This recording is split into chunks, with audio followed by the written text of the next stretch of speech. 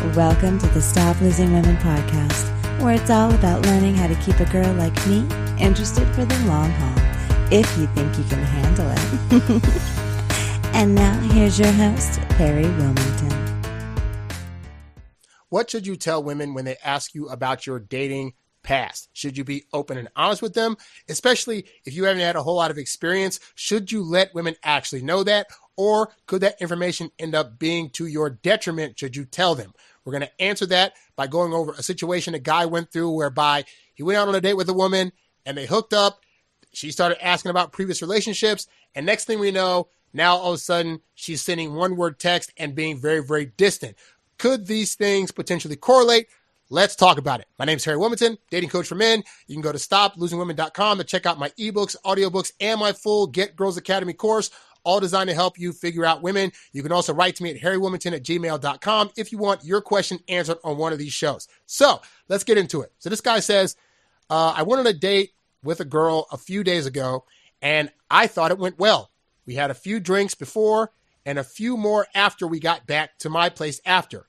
I will say this. I'm not a big fan of doing a lot of drinking on a date because it can cause you to slip up and make mistakes. Like, I get it. You think you can hold your liquor, but be aware that alcohol is a depressant and it is a substance that is designed to like lower your guard and make you say or do things that you may not have wanted to do and would potentially wish you could take back later.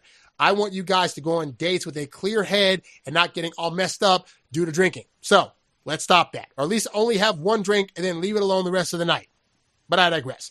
Anyway, he says, one thing led to another and we hooked up, which she initiated. Now, she initiated it, but again, she was drinking a lot. You were drinking a lot. Not inherently bad things, but she could second guess herself later if it really was her choice to want to do that. I just don't want you to set yourself up to potentially be in trouble later as a result of her saying, I was drunk and I didn't know what I was doing. So again, you got to be careful with that stuff, guy. Anyway, he says, we ended up cuddling, playing with her hair, etc. It was great until she asked about my previous relationships, which I thought was a little bit of a red flag, but I played it cool and continued the conversation. I've seen so many messages now where men say, I said this thing or I did this thing, but I was nonchalant about it, so it was no big deal.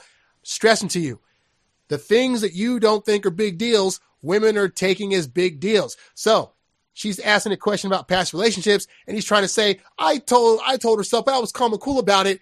All she cares about is the intel I'm receiving. How am I going to take that in? What am I going to be reading off of what this guy could potentially be like based on the answers he's telling me? So you thinking you're just giving some flippy answers, understand, she's going to read everything you say with 3 times more intensity than you mean it. So that's why you got to be mindful of the things you're talking about on these early dates with women.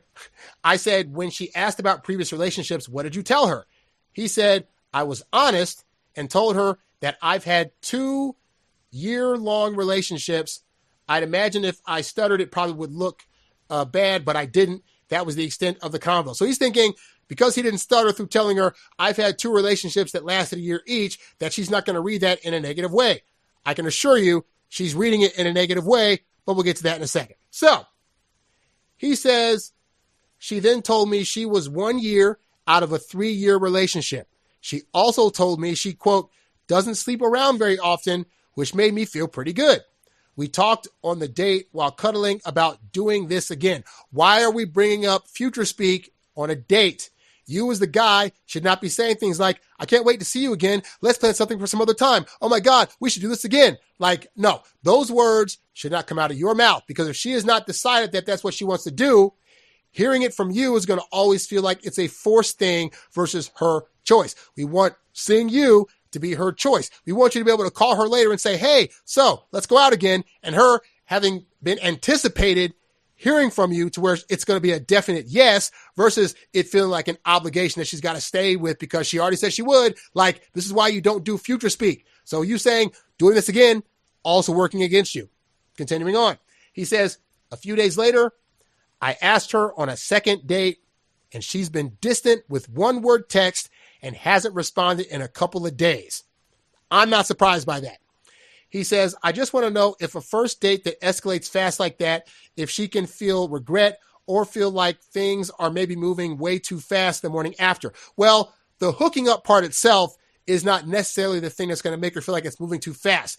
The talking about the future part is the thing that's going to make her feel like it's moving too fast. He says, or could it have scared her off or made her realize she isn't ready to be seeing people, but it's not my place to know. It could also very well be she just lost interest. Am I being a hopeless romantic or is she just not interested? So I asked how old this guy was. He said that he was 25. And so that alone told me everything I needed to know. So in my head, here's what happened, right? She asked him about previous relationships. Guys, it is always a trap. Like, previous relationships is what you can start talking about at the point that she's your girlfriend and she's already solidified her feelings for you, to whereby if you talk about previous situations here and there, it's not going to affect you as heavily. But after one date and one hookup, the things you say and how they're going to take it still matter. So him saying the thing of like, well, I've only had 2 relationships, that's off-putting to women because women like men that other women want. So when she hears you've only had 2 relationships by the age of 25, she's thinking, what is it about this guy that he can't get other relationships? Have other women just decided he's not a guy worth dating? And if not, why am I on a date with him? Like, am I the best he could do? Like, is that a bad thing? So you don't win points for telling women numbers. I don't care if you told her a high number. I've gone out with 20 women. They're going to be thinking, all those women and he can't lock down one, what's wrong with him? So it's better to say, you know what, babe? I don't kiss and tell right now. I just focus on the person that's in front of me, and hopefully we're going to have a blast together. Also, him saying the thing about like, I've had 2 relationships that lasted a year each, compared to her 3 years, she's thinking, oh my God, this guy must not be good for long-term commitment because he's only been able to he's only dated 2 women so far, and he can only make it last a year.